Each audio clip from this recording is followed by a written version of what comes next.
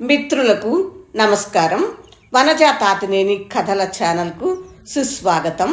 మీరు నా ఛానల్ సందర్శించి కథలు, కవిత్వం, లేఖలు, మ్యూజిక్స్, అనువాద కథలు, సామాజికమైన విషయాలు మున్నగునవి వింటున్నారు కదా. సాహితీ అభిమానులైన మీ అందరికీ హృదయపూర్వక ధన్యవాదాలు తెలుపుకుంటున్నాను. నా ఛానల్ని లైక్ చేయండి, షేర్ చేయండి, ఇంకా సబ్స్క్రైబ్ కూడా చేయండి. సాహితీ మిత్రులకు నమస్కారం. వనజ తాతినేని కథల ఛానల్కు స్వాగతం. విభిన్న కథల సమాహారం వనజ తాతినేని. ఈరోజు నేను వినిపించబోతున్న కథ ఎవరున్నారని. రచన వనజ తాతినేని. కథ వినండి. ఎవరున్నారని. అన్యమనస్కంగానే ఆఫీస్లో వర్క్ చేస్తున్న శ్రావ్యకి మనసంతా పాప చుట్టూనే తిరుగుతుంది. జ్వరం తగ్గిందో లేదో, రెండవ మోతాదు సిరప్ ఇచ్చారో లేదో, కొంచెమైనా పాలు త్రాగిందో లేదో, తప్పనిసరిగా హాజరు కావాల్సిన పని రోజులు, సెలవు పెట్టడానికి వీలు లేని సంవత్సరాంతపు లెక్కలు. చేస్తున్న కొద్దీ పని తవ్వుకుని వస్తుంది. ప్రక్కవాళ్ళు చేసే పనిని కూడా నైపుణ్యం అని కితాబు విసిరి అరగరుద్ది చేయించే మేనేజరు. మామూలుగా అయితే అభ్యంతరం చెప్పేది కాదేమో. ఇప్పుడు పసిగుడ్డు అలా జ్వరంతో పడి ఉంటే చూసుకునే వీలు లేక మనసు బాధగా మూలుగుతుంది. పేగుపాసం మెలిపెడుతుంది. వాసుకి కాల్ చేసి ఒకసారి పాపని చూసి రమ్మని చెప్తే మనసులో అనుకుంది. ప్రయోజనం లేదు అనుకుంటూనే మళ్ళీ మొబైల్ చేతిలోకి తీసుకుని నంబర్ డయల్ చేసి కాల్ బటన్ నొక్కబోయి ఆగిపోయింది. పిచ్చి మొహం. నిన్న నువ్వు కాల్ చేసి చెప్తే మాత్రం అతను ఏం పట్టించుకున్నాడు కనుక ఈరోజు మళ్ళీ చెప్పాలనుకున్నావు అని మనసు చివాట్లు వేసింది. ఉష్ అని నిట్టూర్చి క్రష్కి కాల్ చేసింది. పాపకి ఎలా ఉంది అని అడిగింది. క్రష్ నిర్వాహకురాలు సుధా స్నేహశీలి. తన ఆదుర్దాన్ని అర్థం చేసుకుని, పాపకి మీరు చెప్పినట్లు కరెక్ట్ టైంకి మందు ఇచ్చాను. జ్వరం తగ్గింది, నిద్రపోతుంది. మీకేం కంగారు వద్దు, జాగ్రత్తగా చూసుకుంటాను. మామూలుగా సాయంత్రం వచ్చి తీసుకువెళ్ళండి అంది.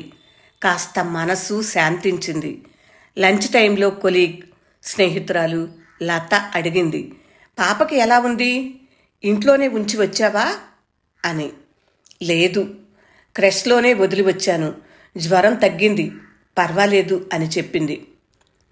మీ అమ్మగారికి అనారోగ్య సమస్య లేకుంటే ఆవిడే చూసుకునేవారు. ఆవిడ అనారోగ్యం మీకు పెద్ద ఇబ్బంది తెచ్చిపెట్టింది. ఇబ్బంది ఏముంటుంది? పిల్లల్ని తల్లిదండ్రులే కదా చూసుకోవాలి. పాపం అమ్మ మాత్రం ఎవరి పిల్లలని చూస్తుంది? అన్నయ్య పిల్లలిద్దరినీ 4 ఏళ్ళు వచ్చేదాకా పెంచిచ్చి అలసిపోయింది.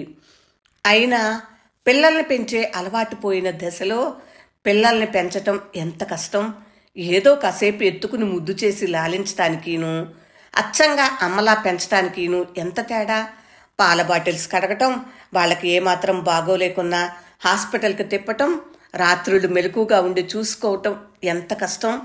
వాళ్ళ బాధని మనం అర్థం చేసుకోవాలి. మన ఉద్యోగాలు, మన సంపాదనలు, మన సరదాల కోసం వాళ్ళని అరగదీస్తున్నాం అంది శ్రావ్య. కోడలు ఉద్యోగం చేస్తుందని, ఆమెకు సాయపడాలని 6 సంవత్సరాలు నడుం విరిగేలా చాకిరీ చేసి 2 పిల్లల్ని పెంచి ఇచ్చింది. అయినా కోడలికి ఇంత కృతజ్ఞత లేదు. ఈ మధ్య మంచి ట్రీట్మెంట్ కోసం హైదరాబాద్ వెళితే 1 వారం రోజుల లోపలే తను బండెడి చాకరీ చేయలేకపోతున్నానని పెద్ద గొడవ చేసిందట. అమ్మా నాన్న వింటున్నారనే జ్ఞానం కూడా లేకుండా అన్నయ్యను సాధించడం చూసి వాళ్లే అక్కడ ఉండలేక వచ్చేశారు. అవసరం ఉన్న నీకు సాయంగా ఉండలేకపోయాను. పరాయి బిడ్డకి చాకరీ చేసి చేసి అలసిపోయాను. పని వాళ్లకు ఉన్న విలువ కూడా సంపాదించుకోలేకపోయాను అని అమ్మ కళ్ళనీళ్లు పెట్టుకుంటుంటే వింటున్నప్పుడు చాలా బాధగా ఉంటుంది. అమ్మకి సర్ది చెప్తూ, నువ్వే వదిన్ని అర్థం చేసుకోలేదేమో, అయినా వదిన పరాయి బిడ్డని అంటావెందుకు? అయినా నువ్వు నీ కొడుకు బిడ్డలనే కదా పెంచి పెద్ద చేశావు. ఎందుకమ్మా అలా అనుకుంటావు అని సర్ది చెప్తుంటాను అని చెప్పుకొచ్చింది శ్రావ్య. మన ఆడవాళ్లలో కూడా కొంతమందిలో ఎంత చదువుకుని ఉద్యోగాలు చేస్తున్నా సంస్కారము కృతజ్ఞత ఉండదు. మీ అమ్మగారి లాంటి అత్తగారిని కళ్ళకద్దుకుని చూసుకోవాలి. మరి మీ వదిన తీరు ఏమిటో అంది లత. నేనైనా అమ్మను తీసుకుని వచ్చి ట్రీట్మెంట్ ఇప్పించాలని మనసులో ఉన్నా ఆచరించి చూపలేను. అసలు అమ్మ ఇక్కడికి రాదు కూడా. మా అత్తగారు నా డెలివరీ టైంలో చేసిన గొడవ నేను మర్చిపోలేదు. అమ్మని నాన్నని ఊరికే ఇక్కడ కూర్చుని తిరిగిపోవటానికి వచ్చినట్లు ఎన్ని మాటలు అన్నారో. కాన్పుకి పుట్టింటికి వెళ్ళక వారిని ఎన్ని మాటలు అనిపించానో బాధగా అంది శ్రావ్య. అమ్మ కూడా నాకు సాయంగా ఉండాలని ఎంతగా అనుకుందో.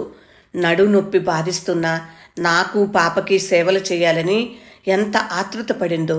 మా అత్తగారి మాటలకు గాయపడి నేనే వాళ్ళని పంపించేశాను. వాళ్ళు వెళ్ళిన 2 రోజులకే అత్తగారు వెళ్ళిపోయింది. 1 నెల రోజుల పసిగుడ్డుతో ఎంత అవస్థపడ్డానో. వాసుకి అంతా వినోదంగా ఉంటుంది అంది శ్రావ్య మళ్ళీ బాధ వెళ్ళపూసుకుంటూ. మళ్ళీ కొనసాగిస్తూ, నేను ఇంటి లోన్ తీసుకుని ఉన్నాను కాబట్టి ఉద్యోగం మానేయలేను. పైగా వాసు శాలరీ కూడా బాగా కట్ అవుతుంది. ఈ పరిస్థితుల్లో జాబ్ మానేయలేను. వాసుకి స్నేహితులు తప్ప ఎవరూ ఏమీ పట్టవు.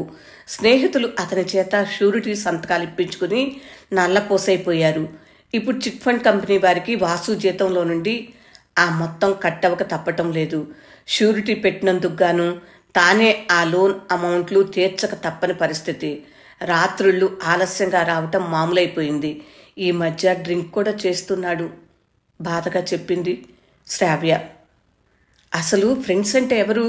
అవసరానికి అలా షూరిటీ సంతకాలు పెట్టించుకుని మొహం చాటేసేవారా? స్నేహం ముసుగులో అలా ప్రవర్తించేవాళ్ళు నిజమైన స్నేహితులేనా? అసలు మనుషులపై నమ్మకమే పోతుంది. ఎవరిని నమ్మాలో ఎవరిని నమ్మకూడదో అర్థం కావటం లేదు కించిత్ కోపంగా అంది లత. ఏమో, ఏదైనా ప్రశ్నిస్తే ఫ్రెండ్స్తో పార్టీకి వెళ్ళాను తప్పేముంది అంటాడు. ఆ ఫ్రెండ్స్ మూలంగానే కదా చాలా ఇబ్బంది పడుతున్నాం అంటే నాకు ఫ్రెండ్స్ ముఖ్యం అంటాడు వాసు. వాదనకు కాకపోయినా వాస్తవం తెలుసుకుంటాడని మరి నన్నెందుకు చేసుకున్నావు అని అడగాల్సి వస్తుంది అని చెప్పింది శ్రావ్య. అప్పుడు వాసు అన్న మాటలను గుర్తుకు తెచ్చుకుంటూ, ఓహో, ఇప్పుడు నన్ను నువ్వే కదా పోషించేది, అందుకే నీకు లోకువైపోయాను అంటాడు. అలిగి అన్నం తినడు.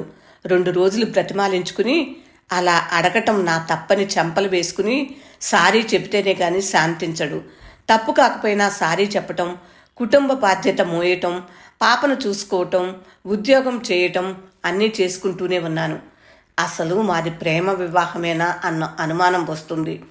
అమ్మా నాన్నను ఒప్పించి ఎంత ఇష్టపడి పెళ్లి చేసుకున్నాము. కళ్ళల్లో నీళ్లు తిరుగుతుండగా వరసగా తన పరిస్థితిని బాధగా చెప్పింది శ్రావ్య. స్నేహితురాలి భుజంపై చేయి వేసి ఓదార్చుతూ పక్కనే వచ్చి కూర్చుంది లత. అసలు నేనే పొరపాటు చేసినట్లున్నాను. సొంత ఇల్లు అమరుతుందని ఆశతో ఉద్యోగం చేస్తానని సంబరపడ్డాను. కానీ ఆ ఇల్లు మా మధ్య వైరుధ్యాలు పెంచుతుందని అనుకోలేదు. నేను అప్లై చేయటం, వెంటనే జాబ్ రావటం అదృష్టం అంటారు. అలాగే అమ్మవాళ్ళు ఇచ్చిన డబ్బుతో ఇల్లు కొనటం, దానికి పూర్తి డబ్బు సమకూరకపోతే లోన్ తీసుకోవటం, నా జాబ్ షూరిటీ పైన లోన్ ఇవ్వటం వలన నా పేరుతో ఇల్లు రిజిస్టర్ అయి ఉండటం, సరదాకి ఇల్లు నాది కదా అనటం కూడా నచ్చలేదు. వాసుకి ఆ మాటే బాగా నాటుకుపోయి న్యూన్యతాభావం వచ్చేసింది. నన్ను చాలా నిర్లక్ష్యం చేస్తున్నాడు. తట్టుకోలేకపోతున్నాను. కన్నీళ్లు కారుతుండగా అంది శ్రావ్య. ఓదార్పుగా లత మళ్లీ భుజంపై చేయి వేసి వెన్ను నిమిరింది. నిన్నటికి నిన్న క్రష్ నుండి పాపకు బాగా జ్వరంగా ఉందని కాల్ చేశారు. వాసు ఖాళీగానే ఉన్నాడు. నేను వెంటనే కాల్ చేసి పాపని ఇంటికి తీసుకువెళ్ళు వాసు అని అడిగాను.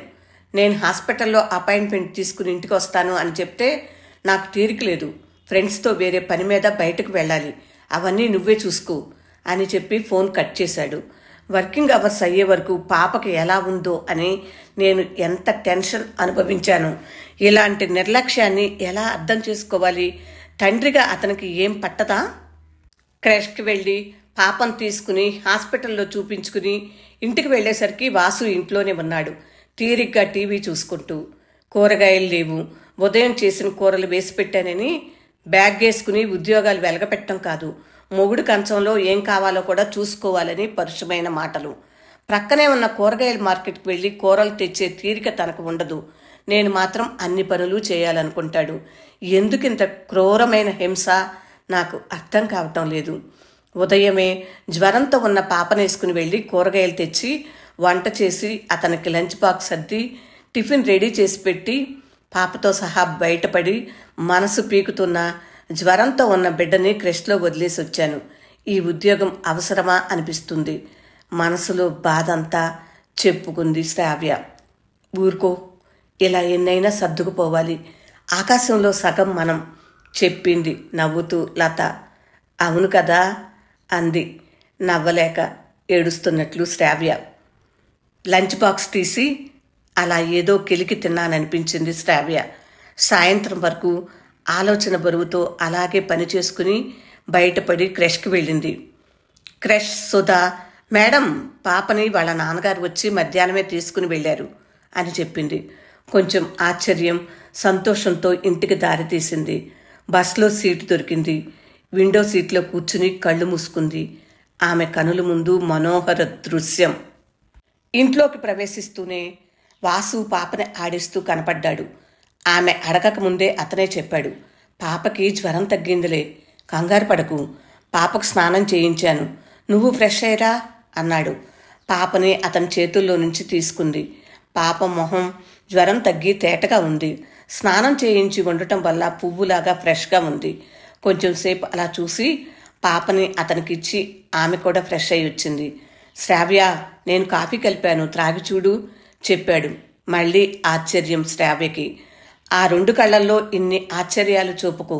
నువ్వు నిన్న ఎంత నొచ్చుకున్నావో అర్థం అవుతూనే ఉంది. నేను రాత్రంతా ఆలోచించాను. నిన్ను బాధ పెడుతున్నానని అర్థమవుతుంది.